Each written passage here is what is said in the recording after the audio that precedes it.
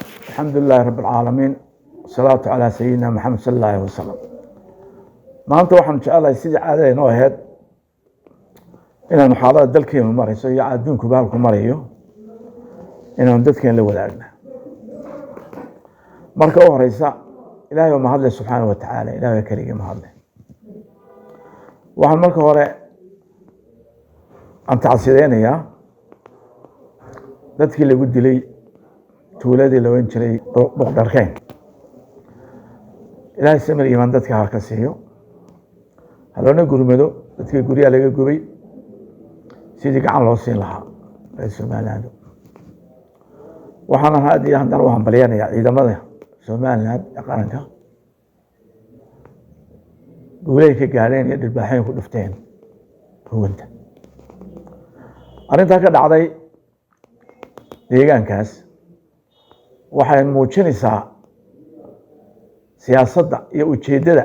ay leeyihiin cadowgay nagu soo duulay ee isbahaystay ee G21 ay ka gotahay. waxaa ka caddaatay inaan arrintu siyaasad ahayn ay tahay dabargoyntii Maxamed Siyaad Barre askartiisu ku qoran jirtay kaararka dabargoynta Isaaq ee Sheekh Isaaq tiibarta muuqata. nimanka garaadada ah ee fikradan abuuray ee nabadda ku hadlayana waxay idin sheegayaan shacbiga reer Soomaaliland in nimankaasi gacantooda waxba ku jirin. masiibada ay abuureen ayaa maanta khatar inagu haysa. waxaan ka xumahay in dhaqankii Soomaaliya u dagaalami jirtay iyo ehelnimadii iyo raximkii iyo wada noolaashihii Soomaaliya ka dhaxaysay geeska Afrika degan inay baabiyeen kooxda Soomaaliland iyo reer Sheekh Isaaq u bahaystay inay baabiyaan. oo maanta Soomaali meel ay joogtaba ay dhal tahay oo dadka wada hubeysan yihiin. inagoo maanta og adduunka halku marayo, inagoo waxa ka socda Falastiin maanta inay nimankaas G21 iyo Jin iyo Jaan iyo garaadada abuuray inay Soomaali xarkii isku hayay iyo dhaqankii iyo wada jirkii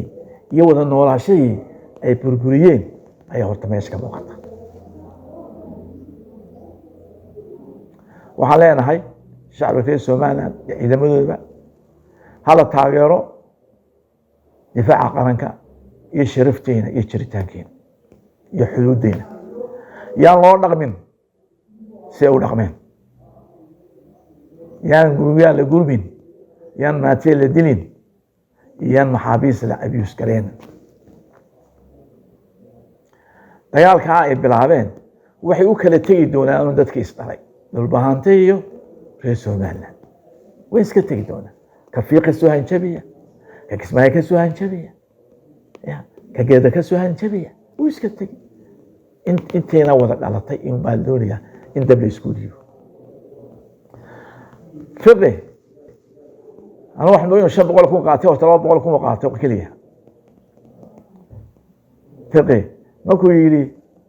ما تشيرتنا العلوبة ولد الشان إساقنا العلوبة ولد الشان عليه حبوا يجين دونه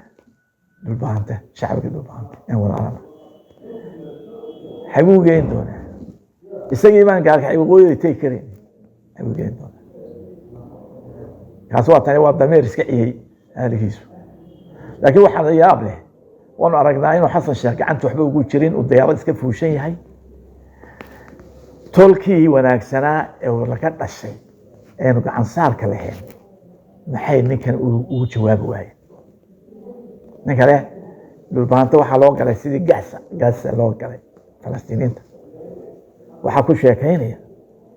iqbiir qaataha إن دي تركي نوانا وإحنا تركي أمي القبائل إن تركي نقول حاجة تشاموي.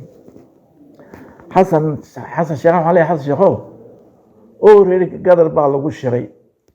ولا هو فشل من يعني هو قال إليدي فرماتشي كل حديث إلا الشقينية طيارات فعلا بقراءة تكتها وحد قطون بقال فرد الله ضاري uma noqonaysa marka dad dalkoodii haysta oo nidaamkii dhistay ashirikooda ka qayb gelisay waa lagu qoslaya wax allaale wixii uu farmaajo dhigay systemku dhigay uma dusha ka furshay dagaaladna way raacday markuu madaxweynaha doorto dadkiisuu dhigaa institutionska geliyaa dadkii ku dhisayna albaabkaad ka xidhatay waxaan ku leeyahay intaada fashilnimaa lagula doonayahay talada qaado dowladda adigu dhiso safaaradaha muuse wada dhigtay farmaajo dee soo bedel daakhiliyadood qaadatay daakhiliyad may jirtaa meel oo xukumaa jira khaarijyadii adduunku la macaamiliyeyna waxaad siisaa gruubkii farmaajoad siisa caqligaan hadda caqliga inaan ku dahay kan koofiyada qaatay dhulbahantaa la xasuuqina gaalka ayma tegi karo waa daakhiliyadii xagu daakhiliga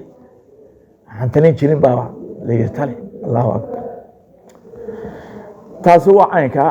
waxaan halkaa jecelahay in isku duubnaan baa dalkan lagu daafici karaa isku duubnaan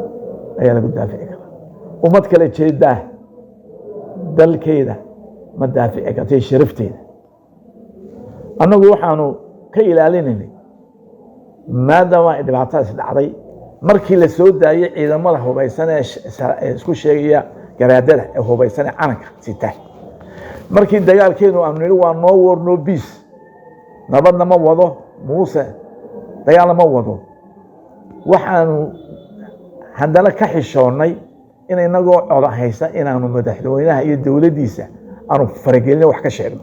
waxaanu iska lahadlaadno laakiin hadda waxaa muuqata in dalkii aan dowladdi ka jirin ka aamusi kari mayno maanta dalku mariyo ka aamusi kari mayno wasaarad qura maanta shaqaysa dalkii ma jirto wasaarad qura oo maanta dalka ka shaqaysa ma jirto waa kuwaasoo shalayta markii layna soo daarto arbacadii layna soo gardaraystay iyagii gruubkii maleeshiyadii laascanood markiiba statement bay soo saareen inaga ayna saarayaan dhibaatada waa iyagii hadda waxa geystay cid u jawaabtay oo statement ka soo dhacay dowladnimo horta meesha ma jirto waxaan leenahay maanta waxay dhacay dowladuhu markay waxaasoo khasaaraha keenaan looma adkaysto isbedel baa yimaada laakiin anu waxaan iska lahadlaadno yaanu maanta gexdayna ka sameyn waxaa jirta dhibaatada Soomaaliya waxay ka dhacday doorashadii madaxweynaha ee sharciyeysneed ee la laalay ay ka dhacday hal baa la keenay mudadheer anagu waa ogolaanay halkii shacabka reer Soomaaliya waa ogolaanay hadda meelaha waxaan ka maqlaynaa doorasho aan laga hadlo doorasho waa laga hadlayaa difaac qaranka waa laga hadlayaa doorasho waxa weeye ina kala taagtay doorasho la'aan halkan ogolaanay waxa ogolaanay 2 sano bilaa sharciya ayaan ogolaanay oo nidaamada wax ka sanabada iyo wada jirka la siistay waxayaan ka soo baxaya yaan doorasho laga hadlay war doorasho laga hadli waayo nabad ma jiriso doorasho halka la keenay ayaa ka weeye isu keenay ee nabadda iyo wada jirka aan dhaafsanay waxaan leenahay maanta waad arkaysaa waxa taagan ceelaf weyn inta bilowda la fadhiyo burco inta keena la fadhiyo alisaahib arintiis boorame inta ilaa madaxweyne ka fadhiya waxaasi oo dhan waxay tusisaa inaanay effective government dowlad shaqaynaysa aanay jirin markaa ma gudaheenii baynu yabyabnaa oo ergooyin iyo bilaamicna ku maqnaa mise dalkeenu daafacnaa oo dadka la mideeya waxaa laga fadhiyaa madaxweyne Muuse Biixi in dadka mideysida laga rabo in la qabto shirki bulud gubada la qabtaa la rabo oo dadka wax tirsanaya la qanciya oo inagoo isku taaban aan dalkeena ummad kala sabsani dal ma daafici karto waxa lagu nooliyay waa qaybsanaanta dhexdeena waliba reerka maanta Soomaaliland baabiinaya waa reer Sheekh Sax biir qaatayaal u batay kabara idur ayaway على شعب غير سومانا dalkeenu maanta bilaa dawlad buu noqday xashiishadii baa soo gelisay raashinkii dhacay baa dadkeena waxay yaabsan dhakhaatiirtii Itoobiya war waxa oo kansar waa maxay dadku babadiishka intaa yahay dawadii dhacda la keenaya qaadkii baa la keenaya xashiishadii baa la keenaya meel qura oo shaqaynaysa ma jirto shacbigeena qaad iyo qabyaalad bayna kala jirto xashil bay noo raacday shacbigeena maanta wasaasi u taagay dhaqaale xun haleenahay madaxweynaha si dhaqso isku keen waa si dhaqso u kulanaa dalkan wada jir iyo duubnaan baa lagu daafici karaa madaxweynaha si gooryeed madaxa qarsaday dal ma wada karayo keligii dalka qof uu ka adeeg daantay in qofka keligii wada isku yimaadaan hal isku yimaado si degdeg ah hal isku yimaado yalla waxaan halkan jecelahay inaan ka hadlo wada hadal Soomaaliya adeer Soomaaliya la hadlaya ma jirto ninkan meesha fadhiya Cabdikariim ka dhigtay meherad wada hadal Soomaaliya war kula hadli mayno waxaan kala hadal dawladda safiirkeedii joogay UN oo Soomaaliya duulimaad ku yahay safiirkeedii joogay Turkiga oo la sacano tuuta xiran yahay wasiirkiisi daaqilku oo san arka wax hadlayo kala yiri wada hadalada Soomaaliya jaahilkeena sidoo wax hadlayo waxaan wada hadalada dawladdeena ma geli karto hadalaalo dawlad aan la galnaa oo maanta Soomaaliya oo jirta waa shan Soomaaliyeed baydabu tagay wuxuu ka soo qaatay okay Ismaaciil tagay okay banaadir la shiray waxa dawladda anagu haddaan soo baxo la hadlin mayno dalkay gacantan ku haysana laakiin tan Muuse bixi wada hadalka halaalo waqta ama dalkay wana haysana adduunka ayaan la macaamilnaa waxay wadi juuri bari mayno weer aan dawlad ka jirin daan u cidahay waxaan aad iyo aad hal jecelahay inaan asna aan siiyo xaal buuxa siiyo apologize ugaas Cabdirashiid ugaas ayaan tacsay wala ga gardaraa maalintii wala gardaraa aniga iyo adiga iyo ugaas Haaruun watan way soconay statement ku hadlay marka soo gashay dooramana watan ku way soconay xabad ba lagala dulin xaal baan ku siinaa hadaan reer Soomaaliya laakiin qof baa xumeeyay iyo almasaaxi dalkaaga loo burburiyo waxa sheegay wasiirka hore Maxamed Abgaale nabad iyo tacliin iyo wanaag dee laguma yiraaho waa lagu haystaa qof la haystaa ma loo soo dalxiis yimaada ma loo soo tacliin doonta gobashiina iyo nabadiina aashiya dembigu shakhsi galena ummadda looma karbaasho administration baa ku qabsaday maamulka waxa maxaa musabixi